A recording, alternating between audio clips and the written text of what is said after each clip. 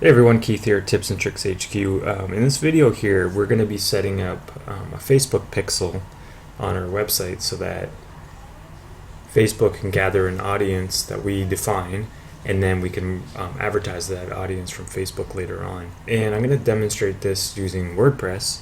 So what I want to do, in order to do that, what I'm going to do is write a custom function to add that Facebook code to the head section of the WordPress blog.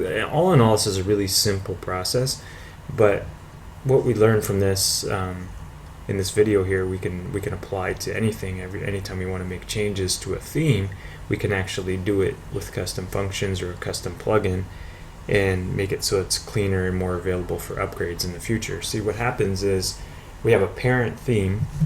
In this particular blog that I'm working with here, there's a parent theme 2015.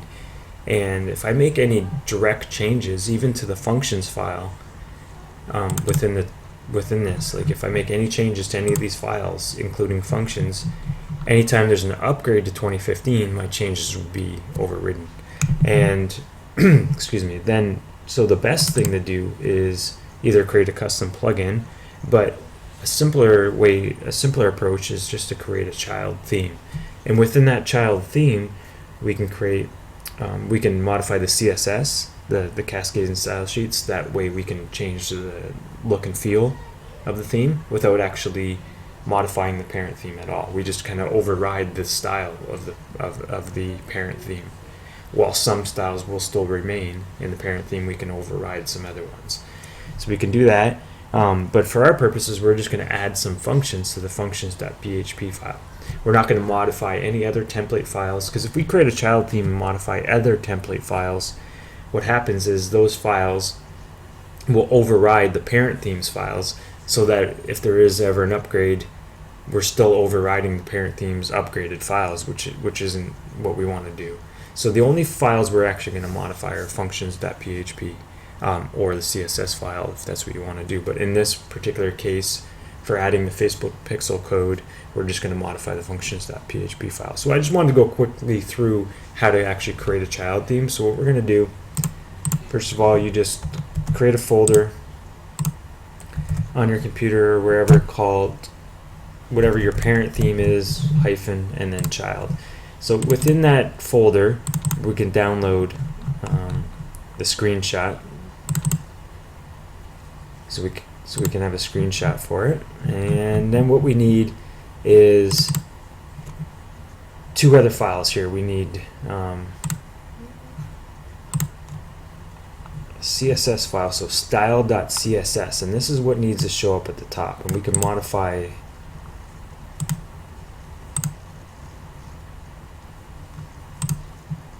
so we just open a blank text file, paste that in. I'm just going to leave everything here as is, but you can modify any of this. This is important. Template, that's the folder that the parent theme exists in, and that's it. So we're going to name this style.css.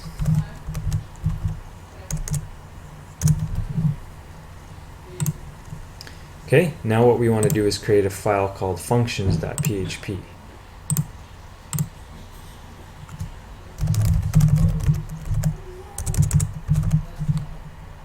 Okay, and then there's going to be one function that we place in there, and that's this right here. This just calls the existing style sheet into play. Alright, and so that can get uploaded as well.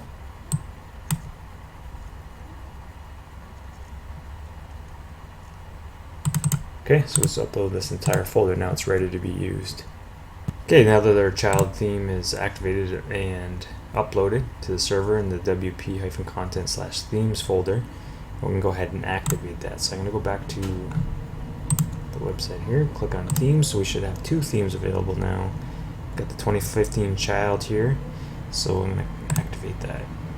So that becomes our new theme. Now we can make some customizations to it, and I can use the editor and edit the theme functions file and then place the function that I want to add in there in order to add the Facebook code, which I'm going to grab right now and show you how that's done. Do is go over to Ads Manager,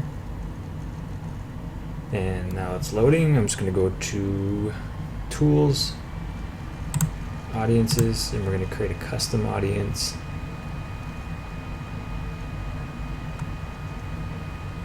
Create audience, custom audience, website traffic, so that's what we want to create an audience from. Now we can say anyone who visits our website. If the pixel's already in place, we can drop this down and grab a domain. But if it doesn't already exist, a quick way to do it is just say people who visit specific web pages. Now we only get one pixel ID per Facebook account, but we can create multiple audiences. So we want to make sure that we're not just creating an audience of all, like if we have multiple websites, we could place this pixel on multiple websites, but if we don't specify specific web pages or URLs or domains, then we're going to be gathering everybody that visits all our websites into one audience, and that's not very custom at all. That's kind of, depending on the type of website you have, it may be relevant. But so in this case, I would say choose people who visit specific web pages, and then put your domain name in there. And then, so basically when this pixel is installed on that domain, it's going to gather that audience into a big, like all the visitors of that website will be tagged, and then you can market to them later from Facebook. And you could choose how many days the traffic, the people stay on the list for. Up to 180 days is the max there, maximum time 180 days. And then if available, sometimes people that have already visited your website, Facebook has an indication of that, and they can add those people to your audience immediately. Now you can just give it a name, and then click create audience. And okay, when it shows up in the list here, you can put a checkbox there, choose actions, view pixel, click in the box here, copy that to the clipboard. Then we could paste that. I already have the function in place, but we could paste that into a text file here like this. And what we're going to do, since we're actually using this in code, and we're going to put it into a variable, and that variable is surrounded by double quotes, we have to make sure we remove the double quotes from here. We can escape those double quotes, but a simple thing to do is just eliminate all the double quotes and put single quotes in there.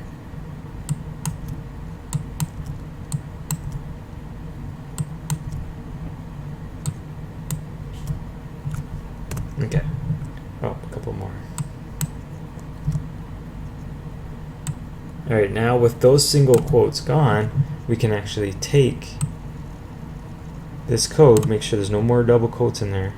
Now that they're all gone, we could take this code and we could put it into this function. So the function's available, it should be available on the article that this video is embedded into. So here's the function here. It's basically just injecting this output, echoing this output into the head section of your blog. That's really all this function does. So you could just put this into a variable, again making sure there's no double quotes, that everything's just single quoted, and then you can wrap that variable in double quotes and then echo it to the screen, which basically echoes it into the head section of the HTML on the website. That's really all there is to that. I'm going to show you where to place this now, this function. So I'm going to copy this function out of here. And then within the functions file, functions.php, we're in our child theme here in functions. We just basically have to paste it in as a new function below the other functions. Okay, so we can add that action, which is the hook for this, and then click on save.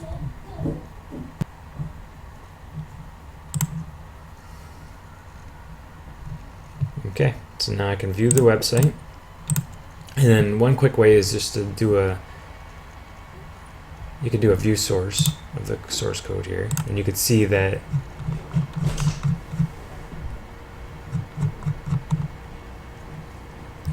the pixel code exists within. Another way to tell is if you download, there's an extension for Chrome called the Facebook Pixel Helper. You can just Google for it, Chrome extension, Facebook Pixel Helper, and then once that's installed, that can actually show you that it is in fact installed.